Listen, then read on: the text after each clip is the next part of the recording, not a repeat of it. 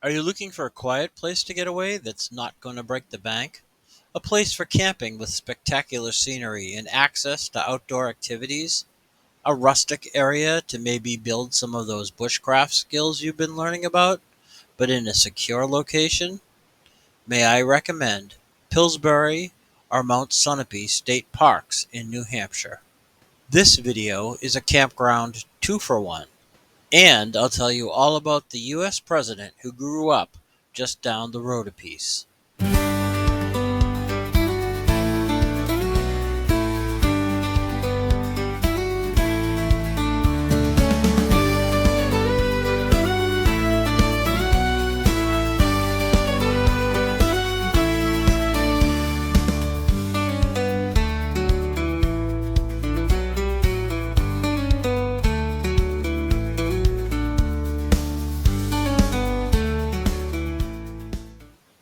Nestled in the forested roads of western New Hampshire, known as the Dartmouth-Lake-Sunapee region, are two state park campgrounds. Here, one can experience the beauty of the outdoors through a number of activities including hiking, paddling, swimming, fishing, and even a lake cruise. Pillsbury State Park Campground is set a short way off the picturesque Old Croydon Turnpike, now Route 31 in Washington. It has 41 rustic campsites, 35 of which can be booked in advance. 12 of the sites are designated remote, meaning that travel other than a vehicle is required to get to them. 2 of these are accessible by watercraft only. Approximately 15 of the sites have a water view of either May or Butterfield ponds. Note that swimming is prohibited due to leeches, a natural resident to ponds and streams, and does not indicate any negative water issues. Each site has a fire pit and picnic table with adequate separation between the sites by trees. The cost for one night's stay was $29 plus a $6.50 processing fee because I made my reservations online. Note the park closes for the season in mid to late October. Scattered throughout the campground and within easy walking distance of most of the campsites are pit toilets, including one that is handicap accessible. These are small, well-constructed buildings with a cement floor, pedestal toilet, and some have urinals. Each unit had an antibacterial pump that was functional at the time of any of the stations I checked.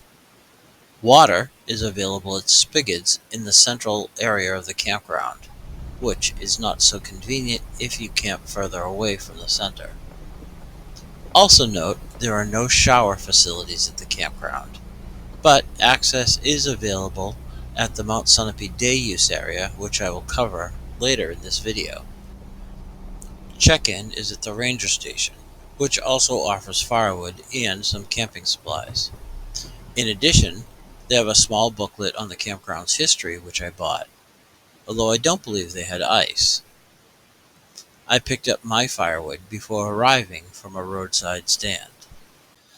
The camp also offers rentals of kayaks, stand-up paddleboards, and canoes. These rentals include paddles and life vests. Prices can be found at the New Hampshire State Parks website, which I'll link in the description. As of the recording of this video, they were $15 per hour or $30 for a half day.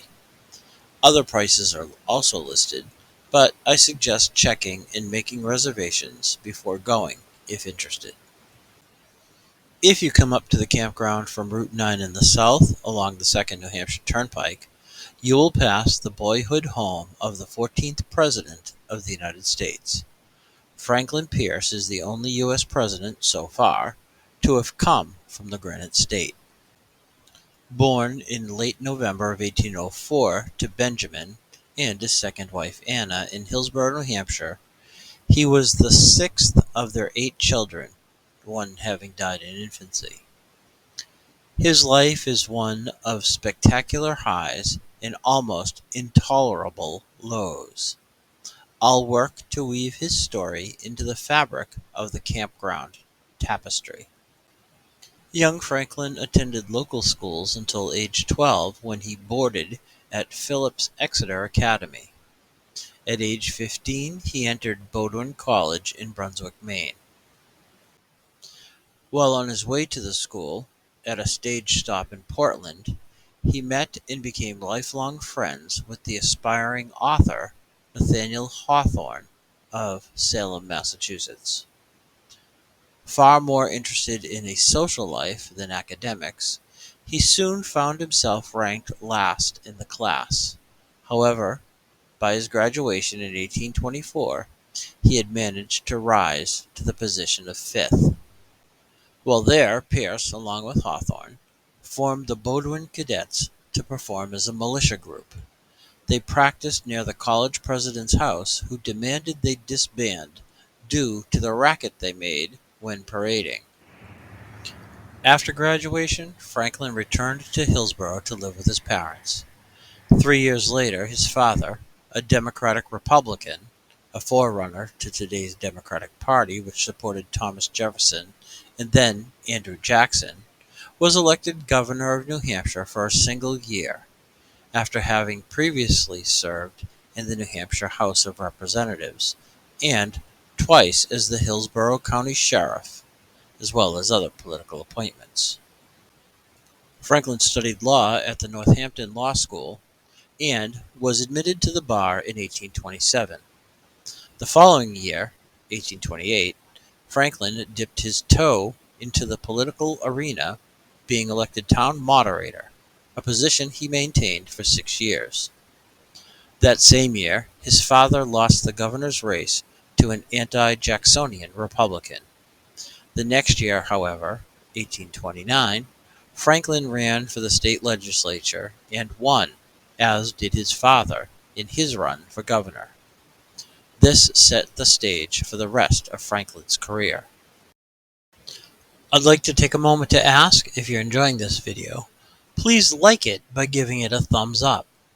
Also consider subscribing with the bell to be alerted to new videos I put out each week.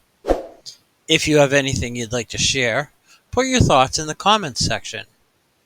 And feel free to maybe even share this video on your social media. I'd really appreciate it.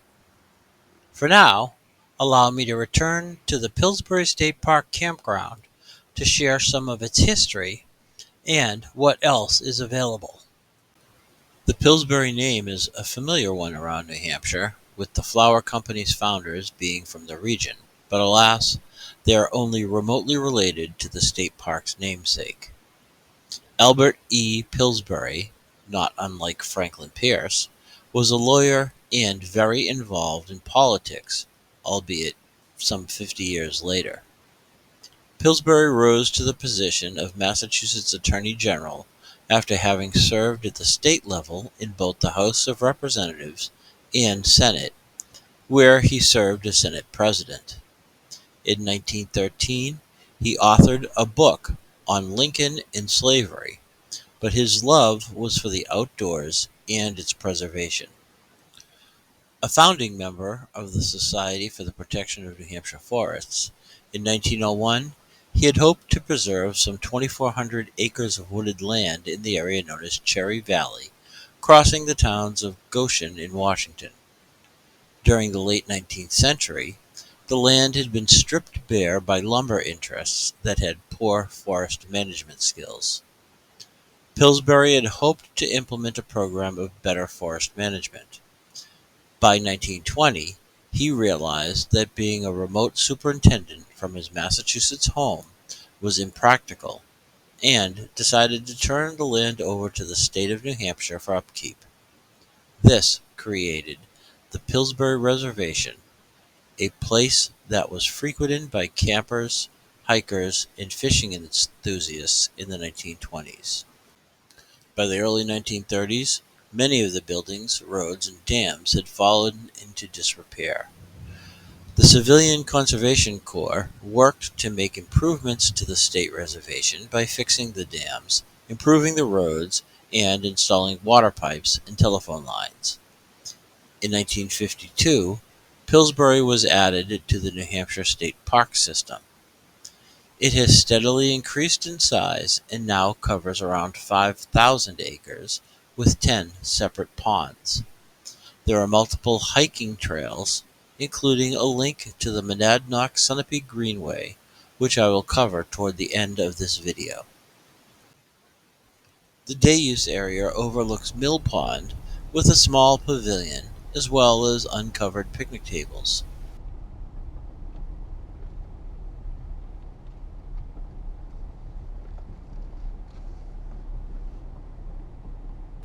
The dated playground area consists of a set of swings and a slide. Nostalgic, but not very entertaining for children. Near the southern end of Mill Pond is the group campsite, consisting of 2 lean-to shelters. This is available for youth organizations and school groups. More information on the youth group camping program is available at the New Hampshire State Parks website. As mentioned, Pillsbury also offers campsites by watercraft only. If this is something you'd like me to do a video on, let me know in the comments section. While in the neighborhood, I visited the day use area at the Pierce Homestead at the corner of Route 9 and 31 in Hillsboro. This, too, is run by the New Hampshire Park System and provides a very pleasant picnic area. Before moving on to the Mount Sunapee Campground, allow me to share a bit about Franklin Pierce's life prior to becoming president. To claim that young Pierce was ambitious would be an understatement. 2 years after his election to the New Hampshire House of Representatives, he was named Speaker of the House.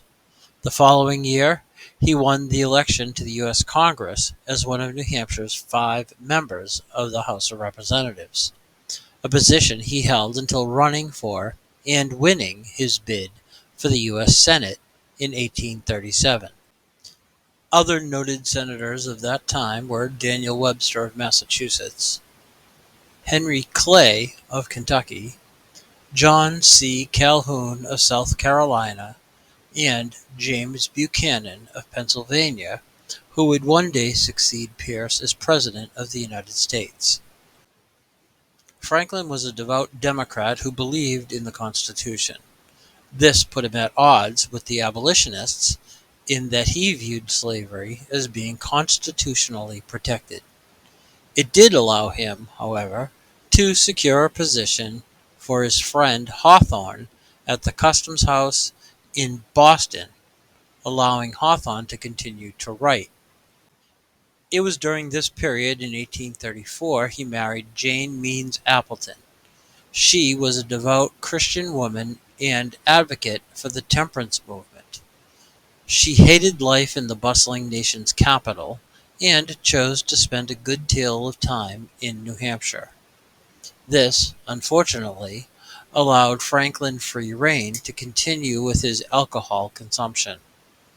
By 1842, having lost the first of their 3 children in infancy, Jane had convinced Franklin to give up politics and return to his young family in New Hampshire.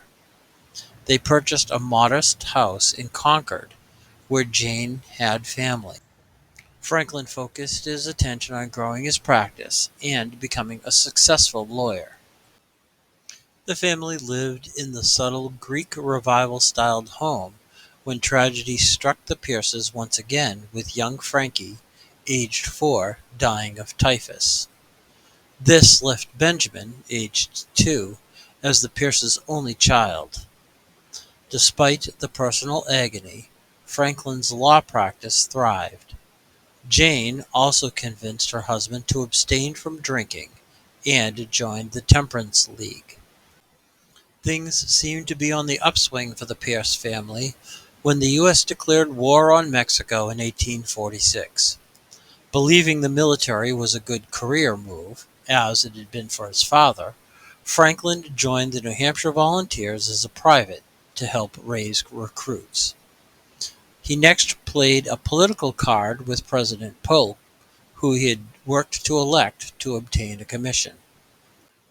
By the time he set sail for Mexico in 47, he was a brigadier general commanding 2,000 men. Despite having no more military experience than drilling Bowdoin cadets. Pierce sold the house before departing, causing Jane and Benny to live with her family in Concord or her sister in Andover, Mass. The military did not prove as effective as they had hoped. In one instance, he was injured in a horse accident where the immense pain caused him to faint. In another, he was absent from a major battle due to Montezuma's revenge. After the war, he returned to his law practice at Concord. I'll now return to the subject of camping as I take you to the Mount Sunapee State Park Campground. The park shares a similar history to that of Pillsbury. During the early part of the 20th century, lumber interests were clear-cutting the mountain. Herbert Welsh, a Philadelphia-born outdoorsman, would make an annual trek from his home in Pennsylvania to Lake Sunapee. He was concerned about the tree decimation in the mountain and worked with local and summer residents, along with the Society for the Protection of New Hampshire Forests, to secure the woods. By 1911, over 650 acres on the north side of the mountain had been placed in protection. By 1949, New Hampshire had created the first downhill ski area operated by the state at Sunapee. They also established the campground to appeal to the public during the non-winter seasons. Located about midway up the north side of the mountain, there are 11 sites, each being rather secluded from one another. The campsites themselves have a picnic table, fireplace, easy access to water, and a pit toilet, as well as either lean-tos, platforms, or a combination of both. It's important to note that all these are tent-only sites. No RVs of any type are allowed, and each campsite requires some walk-in from the designated parking spaces assigned to the individual camping areas. All sites will accommodate 4 people, with many allowing for 6, 2 for a group of 12, and 1 for as many as 18. There is a 6-person site, number 7, designated as handicapped accessible, and site number 6, which can also accommodate up to 6 people, for walk-ups, and is therefore unable to be reserved in advance. Driving to the campground is up a steep, poorly maintained access way from the parking area at the base of the mountain. But the camp road itself was a smooth and even one-way gravel surface. I also observed that there are no scenic vistas from within the campground, as the area is encapsulated by forest. It does have access to the rim trail for hiking, which will lead to Lake Solitude, about a 2-mile hike, and is the northern terminus for the Monadnock-Sunapee Greenway trail. All the trails from the camp, however, such as the Eagle's Nest, about a 1.5-mile hike, do offer amazing views of the area, including the summit about 3 miles away. On a clear day to the northeast, you can pick out the distant Mount Washington, just over 75 miles, and if your eyesight is good enough, you may even see the top of Mount Pierce nestled in front. I'll now share with you about his term that allowed one of the 7 peaks in the presidential range of the White Mountains to be named for him. Following the Treaty of Guadalupe Hidalgo, along with the discovery of gold in 1848, the former Mexican province of California had become a non-slavery state as part of the Compromise of 1850. The United States was increasingly polarized over expansionism in the quest for manifest destiny and the role slavery would play in the new territories. The nation had become a powder keg with political parties like the Know-Nothings, fearing immigrant Catholics, and the Free Soil Party, fearing the expansion of slavery. The Whigs' political clout was vanishing, and the Democrats had become split over those who were pro-abolition in the North and pro-establishment, meaning slavery, in the South. The Whigs made a last-gasp attempt to retain the White House by putting forth the Mexican-American war hero Winfield Scott. Nicknamed Old Fuss and Feathers due to his strict adherence to military decorum, the party felt certain they could defeat anyone put forth by the opposition, given the Democratic Party's disarray. The party of Jackson, Van Buren, and Polk were concerned as well. They were certain they could only succeed if they could put forth a candidate who was from the North with Southern sympathies. Being relatively unknown nationally would also be a benefit, and a war veteran would be the perfect package. There were only a small handful of possibilities, and Franklin Pierce topped the list. It took 49 tries before the New Hampshire native received the required two-thirds vote.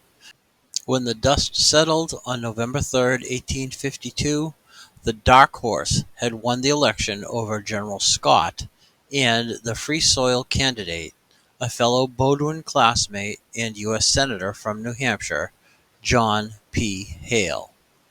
It didn't hurt that renowned author Nathaniel Hawthorne wrote the biography for the future president, later stating his close friend's work in Congress was unobtrusive but not unimportant.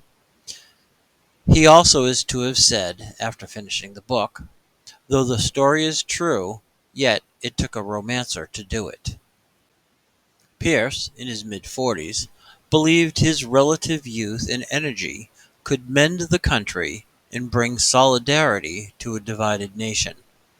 He had achieved the ultimate position in political influence and was excited about the prospect of moving the country to a world power due to the wealth of possible natural resources. He likewise felt that the act of slavery would eventually die a natural death if left alone by Northern aggressors. Pierce was certain that he could bring balance to the divided nation. Then, a mere 8 weeks before taking the oath of office, tragedy struck the Pierce family once again. While returning from a visit to Andover, Massachusetts, the special train carrying the future president along with his wife and son supposedly struck some rocks on the track, causing their car to derail and roll down an embankment. Young Benny, who had been standing at the time, was thrown about the rail car and lost his life. Jane and Franklin were devastated. The Pierces were living during this period at the Eagle Hotel across from the State House in Concord, New Hampshire. Despite his enormous grief, Franklin Pierce stepped into the office of the president in March for what would become a tumultuous term. Tension increased within the nation as the territories of Kansas and Nebraska were added, along with parts of New Mexico and Arizona. The Kansas-Nebraska Act effectively nullified the Missouri Compromise of 1822, which forbade slavery above the 3630 parallel, as well as eliminating the Compromise of 1850, which stated California could not be a slave state. It provided for popular sovereignty, allowing the people who would live there to decide the question of slavery, and not the government. Likewise, Pierce, unable to read the tea leaves over favor of political allies, named his Secretary of War as Jefferson Davis, future President of the Confederacy. Jane, never a healthy woman, and bereft at the loss of her last child, locked herself away to grieve for the first part of her husband's term in office. Although there were few notable exceptions, such as expansion of the Army and Navy, treaties established with many Native American tribes, and peace and prosperity within the United States, the negatives outweigh the positives. Despite desiring a second term, the Democratic Party abandoned Pierce for the nomination in 1856, putting forth James Buchanan as candidate. After the transfer of power, the Pierces remained in D.C. for a month. Then a dejected Franklin took Jane back to New England, where her health continued to deteriorate. Allow me to turn once again from this tale of woe to share the bountiful joy that can be had at the Monadnock-Sunapee State Park Day Use area. Situated across Route 103 from the base of the mountain, the entrance fee is $5 per adult, $2 for children aged 6 to 11. For those 5 or younger, as well as New Hampshire residents over 65, it's free. Likewise, those who are camping at either Mount Sunapee or Pillsbury campgrounds are free with their campground pass. There's ample parking with accommodations for swimming, boat rentals, or picnicking. A small store stocks typical day-out items such as floating devices, souvenirs, sunscreen, snacks, pizza, hot dogs, and cold drinks. The public access beach along Lake Sunapee takes up about half of the day-use area's more than 900 feet of shoreline. Despite neither campground having a shower facility on site, showers are available within the changing area of the day-use building. These are coin-operated and will require quarters to function. I believe $1 will get you 12 minutes. It's important to state that the use of drones is strictly prohibited in all New Hampshire state parks, and although pets are welcome at the campgrounds, they are not allowed at the picnic area or beach. If paddling is not on your agenda while staying in the area, you may want to consider a boat adventure on Mount Sunapee with day, evening, or dinner cruises offered. And if hiking is your thing, the Dartmouth-Sunapee region is jam-packed with possible options, including a trek to the Franklin Pierce lead mine in Goshen. I'll tell you a bit about the Monadnock-Sunapee Greenway Trail in just a few minutes, but first, let me share the end of the tale regarding our 14th president. Following their exit from Washington, D.C., the Pierces traveled with hopes of improving Jane's health and depression. They spent 3 years touring, first throughout New England, and then went abroad to Europe and the West Indies.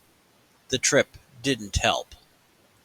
With the outbreak of the Civil War in 1861, the Pierces grew more entrenched in their disagreements over issues, Jane being pro-abolitionist, and Franklin believing the South should be free to make their own choice about slavery. Despite their differences, Franklin still cared very deeply for his wife and tried to make her comfortable and happy. In December of 1863, the tuberculosis finally took its toll on Jane, and she died at her sister's home in Andover, Mass. She was buried next to her children in Concord. The following spring, despite poor health himself, Nathaniel Hawthorne suggested to Pierce a trip to the White Mountains. Franklin had always struggled with alcohol. Since the death of his wife, his excessive drinking no longer had Jane as a gatekeeper. The two traveled from Boston by train to Concord, then up to Dixville Notch. Hawthorne was frail, possibly with stomach cancer, but seemed in good spirits during the trip. They next went by carriage to one of the premier hotels in the area, the Pemigewasset House in Plymouth, New Hampshire. Nathaniel ate a light dinner of tea and toast, then took a nap on the couch. A little while later, he arose and went to his room for the night. Franklin was concerned for his lifelong friend's condition. He checked in on him shortly after midnight and saw that he appeared to be resting comfortably. When he checked again, a few hours later, he noticed that Nathaniel had not changed position. Upon feeling his forehead, Pierce understood that his best friend had passed on. Franklin made the necessary arrangements and notified Sophia Hawthorne in Concord, Mass., Nathaniel's wife. Following the burial of his close companion, the loneliness Pierce had felt even when married gripped him like a vice. His own health deteriorated as he continued to fight the demons in his life. On the second anniversary of Jane's death, he was baptized into the Episcopal faith at her former church in Concord. He began farming in his adopted city until he was no longer able and hired a caretaker in 1869. He also tried drinking less, but the damage was done. In late October, the former president succumbed to cirrhosis of the liver. Although not particularly liked for his policies, the city was proud to have had a New Hampshire native and resident who had served as president, and Franklin Pierce lay in repose at the state capitol. He was then carried for a service across the street to St. Paul's Episcopal Church and laid to rest beside Jane and his two children. I visited the gravesite of our 14th president. It's a humble location in a peaceful part of the cemetery. As you may know, there's a military tradition regarding leaving coins at gravestones. A quarter represents having been present at the death. A dime served alongside each other. A nickel means that you were in boot camp together. A penny is simply a token of respect. I hoped that the former commander-in-chief now has the peace that so eluded him in life. Speaking of having peace in life, many people find inner tranquility by communing with nature through hiking. Let me share about the 50-mile north-south trail through southwestern New Hampshire. I'll start by declaring that I am not a hiker, although I have climbed Pitcher Mountain a couple of times and skied Mount Sunapee. Also, this channel is not about hiking, but it is about getting outdoors, and I feel I would be remiss if I didn't say a bit about the Monadnock-Sunapee Greenway hiking trail. I've already done a video on the campground at Mount Monadnock, which is available under the Campground playlist, and I'll link to it at the end. Finally, connecting all of the parts in the 1970s in association with the Society for the Protection of New Hampshire Forests, the same group that Albert Pillsbury was a founder, and Herbert Welsh turned to for help in protecting Mount Sunapee. The trail is maintained by the Monadnock-Sunapee Greenway Trail Club. All information for the hike can be found on their website, which I will link to in the description section. The trek is just under 50 miles long and has 5 distinct areas designated for camping, in addition to access to Pillsbury State Park. These are separated between 5 and 13.5 miles apart from each other. The Forest Society offered a 5-hike challenge in 2024, starting at the end of August. If they do the same next year, maybe I will consider taking them up on it. I hope that you've enjoyed hearing about the Dartmouth-Sunapee region of New Hampshire and the 2 state campgrounds within it. I also want to thank you for sticking around to learn a bit about the tragic life of New Hampshire's only president. If you've enjoyed this video, please be sure to give it a thumbs up. To be notified when new videos come out, click on the YC in the corner to subscribe. I'd also be grateful if you'd share this with friends on your social media. It really means a lot. Thank you for watching.